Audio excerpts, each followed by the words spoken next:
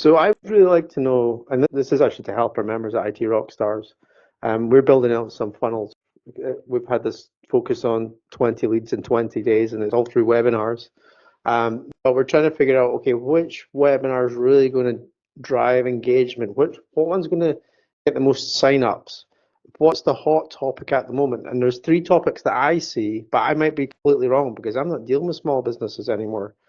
I'm dealing with MSPs. The hot topic of 2020, starting 2025 or February now, is AI, it's cyber, or it's something else. What would you say that the hottest topic is that business owners, small business owners, small medium-sized business owners are wanting to know about from an IT perspective? When you're going to this event shortly, what's the thing that's going to draw them in? I'd really love to know what that is. Yeah, wouldn't I too? I think there's classifications in there, ranges, and I think that also affects MSPs. Some specialize in particular sizes of companies, and some just cross the road. I think AI is definitely a topic of interest to a classification of small businesses. I think the smaller businesses, let's say under 10, maybe even under 20 users, Okay. I think their business owners, does AI interest them? Yeah, maybe. But at the heart of what they just want IT to work. They don't want to think about it. They don't want to spend a ton of money. They just want it to work. They want it to be reliable. The savvy ones know they need to invest in cybersecurity and maybe even are doing that. But I think at their core, they just want it to work and not be an obstacle, not that they're not running around putting out IT fires. Let me put this another way. Mm-hmm. So it almost sounds like there's three layers there. You've got the smaller sized companies that are just like they just want IT to work. Then you mentioned the savvy, they maybe got more revenue and they're maybe more focused on the cyber and the risk. Is the next tier up then maybe that's where we're talking about AI? Is it almost like three tiers there? Or I think so, and there might be a little blending across them a little bit at their okay. edges. I think above that, they've got a leg in cyber already. They've got history, so they're not a startup company. They've been around. They've got a technology foundation that works. So now they're looking at better ways to improve. Even the grocery store here, there used to be 25 checkout lanes. Now they only occupy two of them, and they have the self-checkout lanes fully populated. So there's I hear there's they're like going 10 back checkout though. I lanes that heard aren't they're going used. to reverse that. That's what I heard that they're There are actually some businesses that have talked about doing that. I've heard yeah. that from some of the businesses, but from our local ShopRite, which is our major grocery store in New Jersey, or the Yeah. chain, that's not the case. They Okay. on a given weekend, they'll have maybe two live registers open, maybe three if you're lucky. And there'll be lines. My wife complains about this. There'll be lines like 15 people deep because if you've got 5 items, 10 items, yeah, you'll go through self-checkout. If you've Yeah. got 1 to 2 shopping carts full of items, you're not going to self-checkout. It's just not realistic. But that's what they force us to do up here. Okay. So yeah, it's an interesting world. But yeah, I think that's the thing. The businesses who are a little bit more established and probably a little larger in size, they will look more towards how to improve efficiencies, how to improve business. What can AI do for me? Where's my productivity gain? Can I free up my employees or add something new to attract new customers? Those are the ones who are a little bit more progressive in nature. Okay. So if I were an MSP then, and I wanted to attract in maybe not a small business that wastes my time and doesn't give me a lot of profit, and I wanted to attract in that larger type of business that maybe has this need that's maybe not being fulfilled by their current provider. They're maybe quite happy with what their current provider does, but there's this element of cyber, element of AI come in there, and it's almost like a partnership. Have you seen anything like that where there's maybe it's a larger company, they maybe already have an internal IT team that's doing the function of the MSP, but they just don't have the AI knowledge or the risk, the compliance knowledge in there. I think that's a given fact. I think if you are, let's keep it easy and say under 100 employees, you don't have the same, and you have internal IT. Your internal IT does not have access to the same resources, experience, knowledge, and tool set that an MSP does. An MSP is partnered with a lot of different businesses in the industry to provide different functions. And an internal IT guy, you're already spending money on that internal person. Probably, if they're really good, you're probably spending, let's say, $100,000 a year. You could easily spend anywhere from 80 to 150. So you're spending all that money on one person who you're gonna have to pay benefits to. You haven't spent an iota of time on the technology tools, none of the security layers, none of the tech tools that you're using, none of the protections and monitoring, and you're dependent on that one individual who's more interested in when he's getting his vacation time, right? So when you're sub 100 employees, and you could easily argue more than that, but when you're sub 100 employees, you're far better working with an MSP because they'll have access to standardized tools and efficiencies and automations and monitoring and have the experience of working with a lot of different businesses and a lot of different technology vendors to provide you that value in your business, not just to stabilize and improve your technologies, but to find ways to make them more efficient, to help guide you to build technology roadmaps. And that's where the core differentiator is between an MSP and a break-fix IT provider.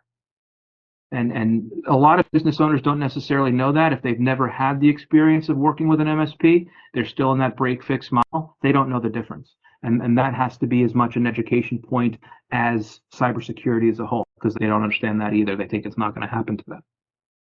Okay. Yeah, that's a really good point. The way I've always sold it was that as opposed to relying on maybe one to five internal IT people, they've got a set knowledge. They only know the one system. The MSP brings in the value because they're working with multiple different types of customers, multiple different types of systems.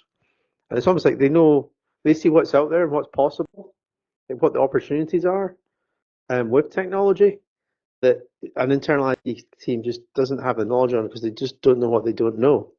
But because you're working across all these multiple environments and technologies, you're in a really well positioned place to offer something almost like a value add to this internal team that maybe just doesn't have that expertise. And that's almost like where I see like the opportunity right now is like just based on what we're talking about here just now, Chris. Is like there's the compliance one, which a lot of MSPs are focusing on. I don't see as much focus on the AI though. Yeah, we're using it.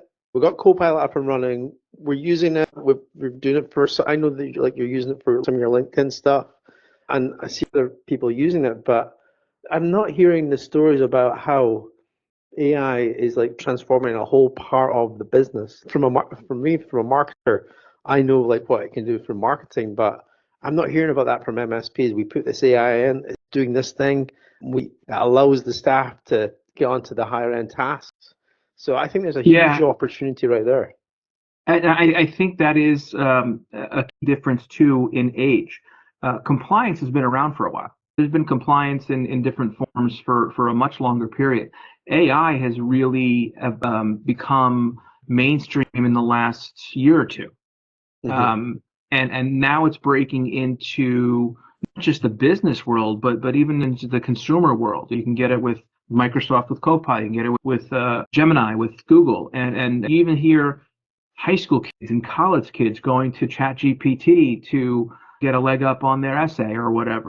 So everybody's going in that route, but nobody has a real understanding of what it can do and how to use it. And there's not been a good standardization or consolidation of that type. You go to one AI and it's very different than another AI. I'm starting to see vendors combine AI capabilities into a single platform.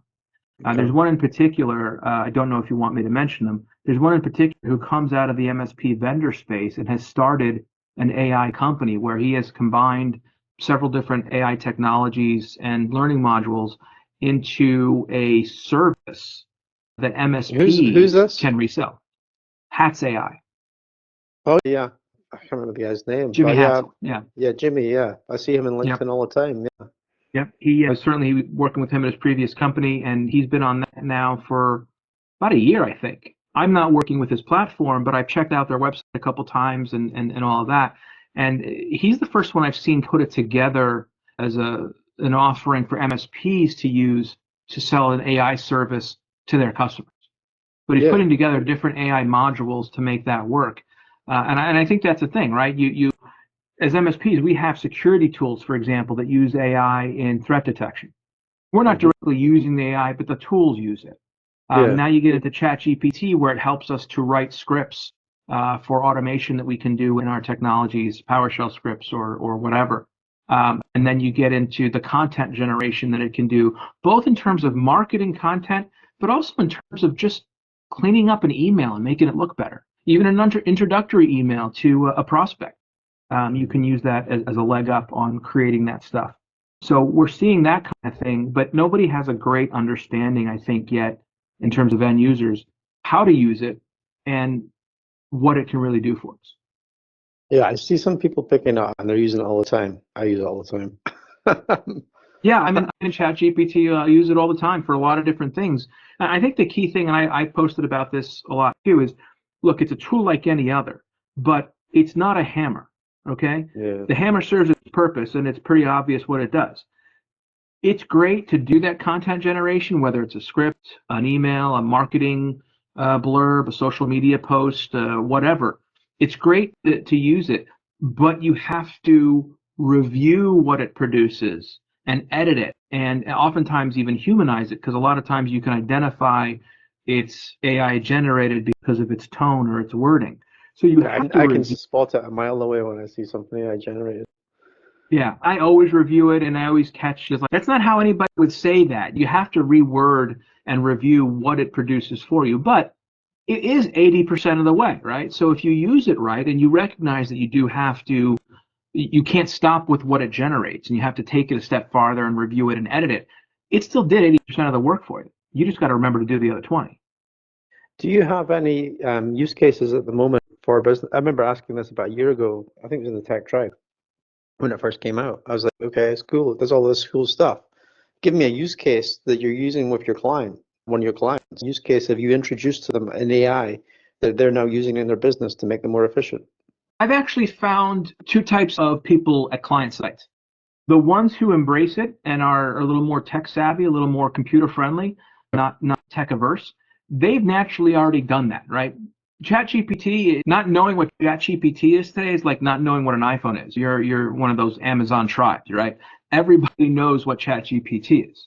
They may not know how to use it, but they know it exists. So they go there and they'll ask it a question. Are they using it optimally? Do they understand the prompts? Do they understand what its real capability is? Not necessarily, but I found that end users are already going there to help them with what they want already, whether it's an email or an automation script. The other side of the fence are the users who are tech averse, the ones who don't even know how to use their cell phone, don't even know how to look up information on their phone, don't understand what they don't know how to use Google. Yeah. They don't know how to use Google. Exactly. They'll ask you the question, not recognizing Google right in front of them. They could have answered themselves. So that group of people, they're not engaging with ChatGPT because they're not engaging with anything. So I haven't directly introduced any AI specific service to a client because they're finding it out on their own what they want to do individually. I'm not sure that anything is even fine baked to offer a full service. I think it's intriguing what Jimmy's doing with his platform. I'm just not a member of it, so I can't speak to how I could use it with a client just yet.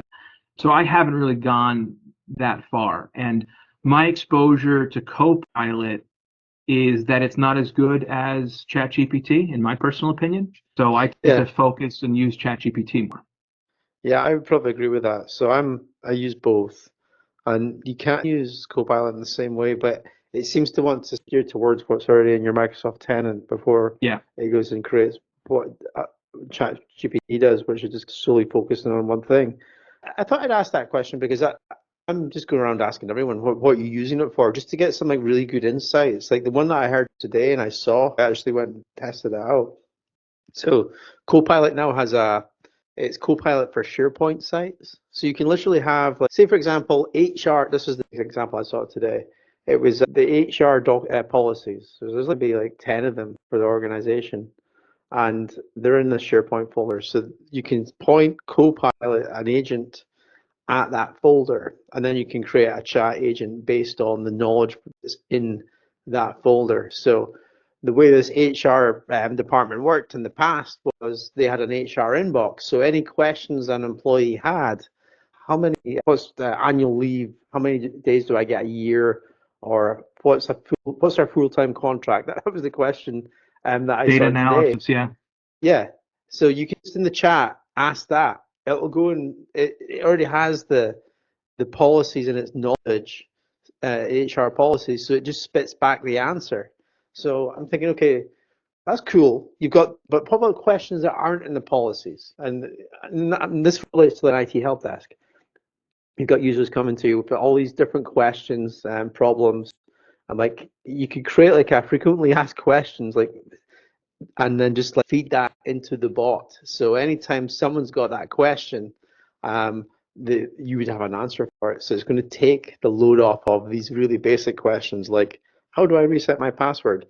I know it's not going to change for us because from an end user's perspective, they still just like to speak to someone and get the problem solved. But just get these sort of practical examples so I can see how others are using it and then to draw in some where the opportunities are more than anything else.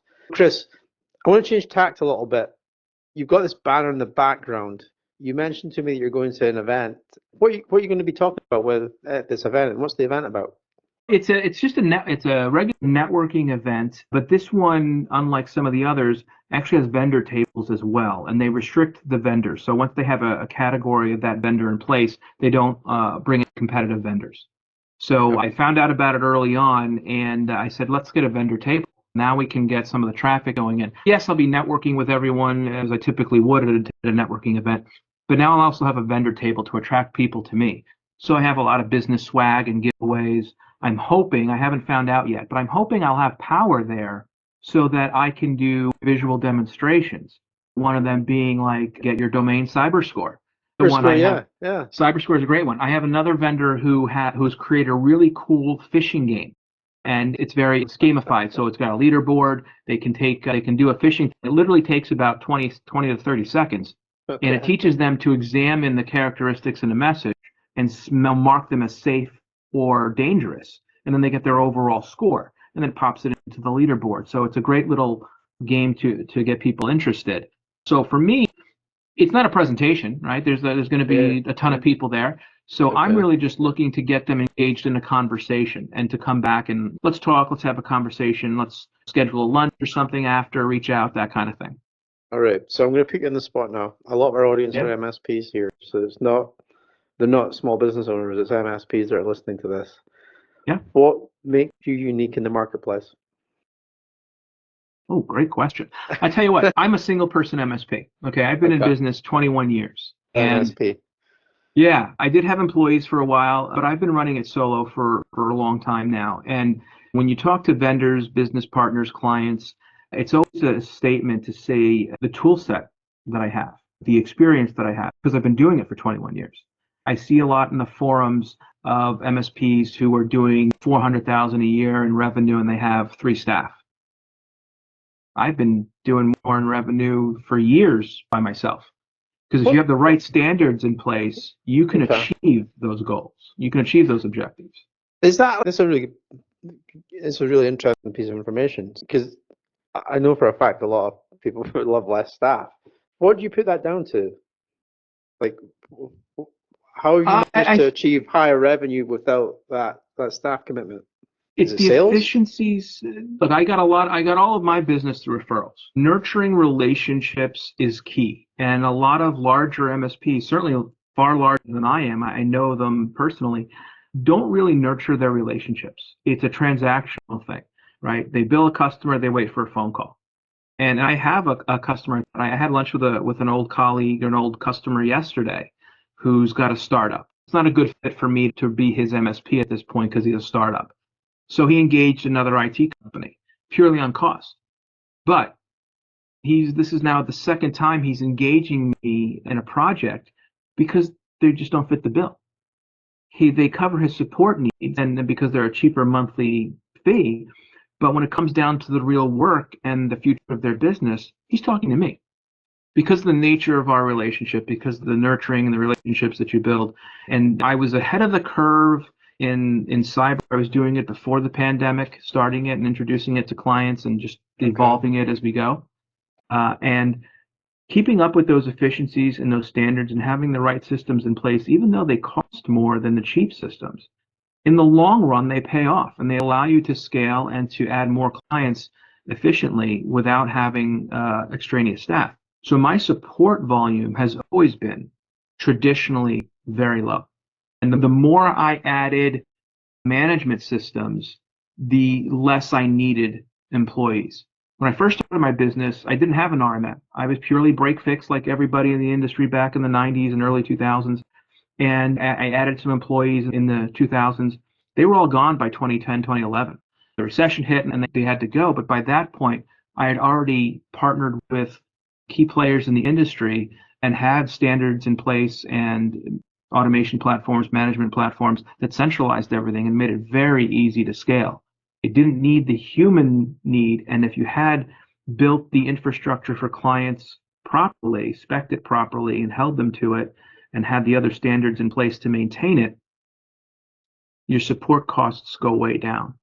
Okay. And that's what I've experienced. My support volume in all of the 20 years has been very low. It's always been more on advancing technology projects, more recently on the security side of things, improving that, but always on more advancing of technologies than on having to be on the phone for support issues. Okay. Yeah, I certainly see that makes a lot of sense, and I do see, like, certainly if I go back, cast my mind back 10 years ago when I was just getting out of the MSP game from my own MSP, the cybersecurity was definitely a part of it. Then there was definitely ransomware back in 2013, 2014, but that support, it does seem to be, it's not as big a requirement. It feels, and it's still there, but it certainly, that seems to be where the market's going. That's what I feel anyway. All right, this is my last question for you, Chris, because I like to try and keep these not too long. What's the biggest lesson you've learned running your MSP in the last, was it 20 years, 21 years? I think it's probably actually a more recent lesson. I've gotten every client on referral. Yep. And that works well when the referrals come in. But as an MSP owner and a business owner, and most of us come from the tech side of things, so we focus on the tech side of things because it's easy for us. It's our second nature. So even when the referrals are coming in good, you have to find new business all the time elsewhere. Never rely on what you have, because what you have today may not be what you have tomorrow. As they say, if you're not growing, you're shrinking. And it's been 21 years of pretty steady growth, sometimes in leaps, sometimes in steps. But now it's that time where referrals have ended and it's more about marketing and networking and building new relationships, partly because the other ones have sold their companies. You got to keep doing that. You can't rely solely on referrals, and you can't rely on what you have. You have to keep moving in a forward direction. Always evolve, always adapt. Cool. Thank you for being on the show, Chris. If people want to get in touch with you, what's the name of your company? One-to-One Tech Solutions out of New Jersey. And they can find the website. Is it one-to-one.com or one-to-one solutions? Team1to1.com. Cool. That's a brand new website, isn't it? It is. Just launched in January, and I think very different. So I do welcome any of the listeners to go and check it out. The one key thing that I really wanted to focus on that was that it speaks to business owners and answers their questions, their mindset, rather than promoting sales and services of what I do, really addressing their pain points and their problems. So the standout on my site, and I won't claim to be the first one who thought of it, but the standout on my site, there's no services page.